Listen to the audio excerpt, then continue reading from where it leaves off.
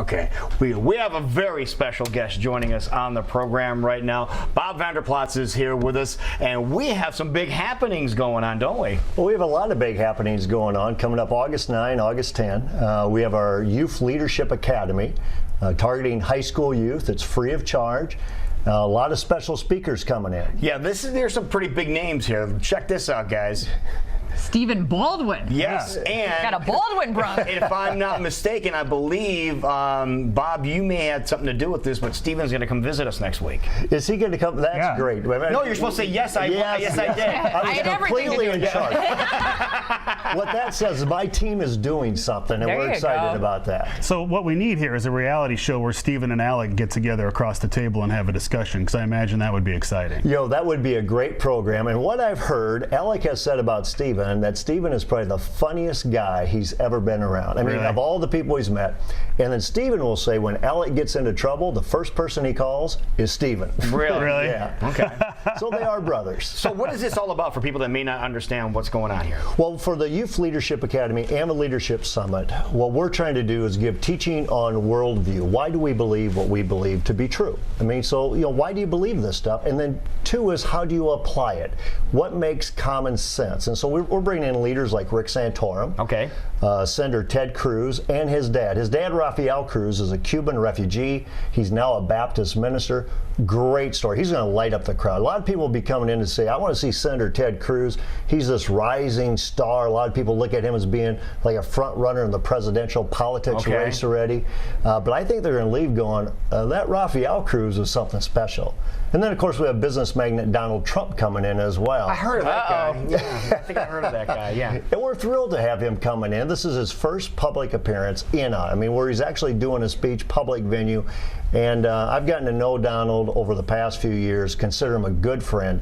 And he accepted our invitation to come out to the Family Leadership Summit to talk basically about international trade, our relationship with China, its impact on manufacturing, jobs in America, and what that means to the economics for families. Because as a family leader, if it benefits the family, we're for it. If it takes away from the family, we're against it. What does that mean when somebody like Trump accepts your invitation to an event like this? I think it means that he sees this as something, a special opportunity for him. He's going to have a very big microphone here.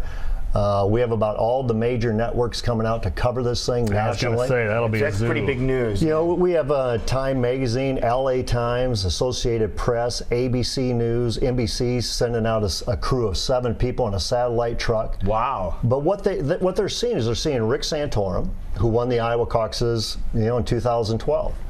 They're seeing this phenomenon called Senator Ted Cruz, and a lot of people rallying around him. And then they're seeing this guy, Donald Trump, who's flirted with the idea about running for president for a long time. Like, will he actually do it this time? And so there's a lot of buzz. It's a great opportunity for Iowans to come and see what this is all about. And we encourage them to go to the website, thefamilyleader.com, jump on, get their tickets. There's still some available. Now, Jason, your buddy, I believe Michelson is going to be out there too. So Jan's going to be there. You said Steve Dace would be there. You've got obviously Senator Grassley. Steve King will be there. He's been in the news a lot lately. And then the governor will be there as well. So you've got a powerful lineup of speakers. And given Iowa's position as the first in the nation caucus, you can see why the press is going to be there and covering this. And I think that's also our responsibility, because I've received some questions about, why would you bring Donald Trump out to the Family Leaders Summit? Everybody knows he's had 3 marriages, although he has a great relationship with his kids. But when you're in Iowa, it's different. We're not like every other state in the country. Thankfully. And we kick off this thing called the presidential politics race. And so if somebody believes that they want to maybe run for president and they want to have that microphone, I think we need to introduce them to our base, introduce our base to them, and let's see, start the vetting process happening. And so we're excited that they're accepting our opportunity to be here. This is and I've lived here my whole life that I can remember. This is just an odd state because we send Barack Obama to the White House after he won the caucus here, but we have this powerful conservative base here as well. It's just a crazy state. I think. It's a great state, and I've traveled this state. I would argue probably more than anybody. Chuck Grassley and I go back, who's actually traveled the state more. But we've traveled the state a lot, and Iowa is threaded with. There's great people, threaded with common sense. We're not a red or a blue state. We're more of a purple state, a red, white, and blue state. Right. And that's why you send Grassley to the Senate and Harkin to the Senate. It's kind of a split state. We're going to give everybody a fair playing field here, and that's hopefully what we're doing at the Family Leadership Summit as well. And the family leader, what do you stand for? What's your main push? Well, our main focus, like I said, is to strengthen families. We believe that when you have strong marriages, you have strong families. When you have strong families, you have strong communities. When you have a strong community, you can have a strong nation. But everything is on the family.